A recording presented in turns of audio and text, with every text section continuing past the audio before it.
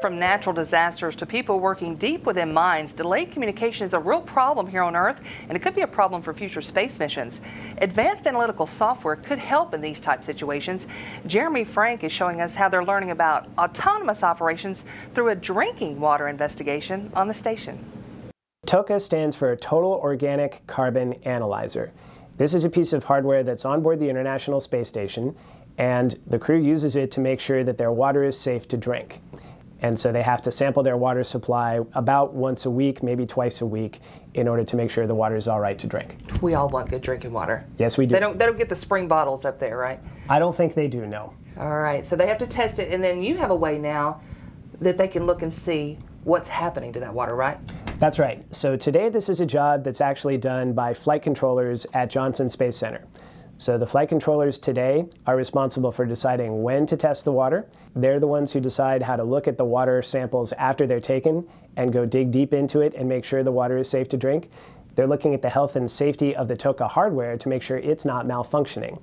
But on a future human exploration mission to a near-Earth asteroid or to Mars, that's a kind of job that maybe flight controllers on the ground can't do anymore because the crew and the vehicle will be so far away.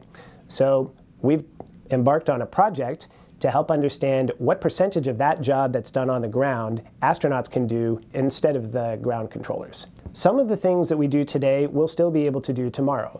Plans for a week in advance, plans for a month in advance, there's no need for the crew to do those things.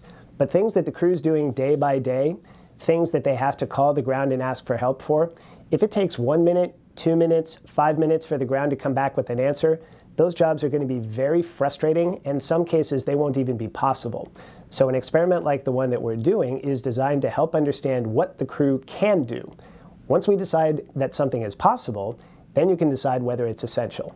So what we did was developed a web application that helps the crew manage this Total Organic Carbon Analyzer and its activities on a daily or weekly basis.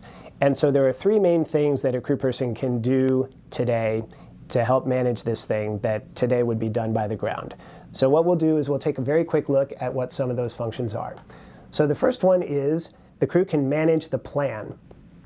So what we have is a piece of software whose results are presented through the web browser. And what it does is it shows what's happening this week. In this case, we see that there's one activity that's finished. What we see for the next 2 weeks is that there are a grand total of 3 activities, and each one of these is recommended. So there's a piece of software that knows what the rules are for the water sampling. It knows what activities had been performed in the past, and what it does is computes which activities it thinks the crew is supposed to do in the next several weeks. So rather than have that information in a crew person's head, they can now look at the software and say, oh, the software thinks I'm supposed to do these things. The crew person can then say, I think those recommendations are right on, and I will send those schedule requests to ground. If they want to, they can add activities on their own because they think that those activities are necessary. So the software is not replacing ground. The software is not taking the responsibility away from the crew. It's helping the crew remember what the rules are and what they're supposed to do.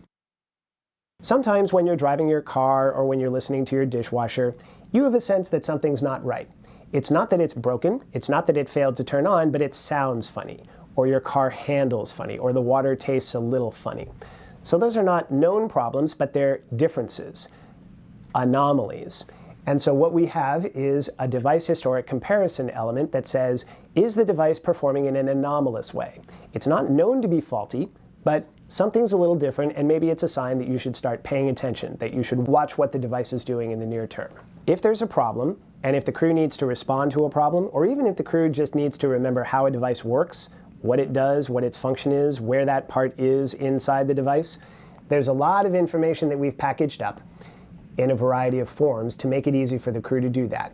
So we have a variety of schematics, we have a variety of pictures, we have a variety of references that the crew can use to help them look up any piece of information so they don't have to ask the ground for help. It's just one more way that we can eliminate that light time delay that we might experience on one of those future missions. It's just one more thing that helps the crew be more autonomous.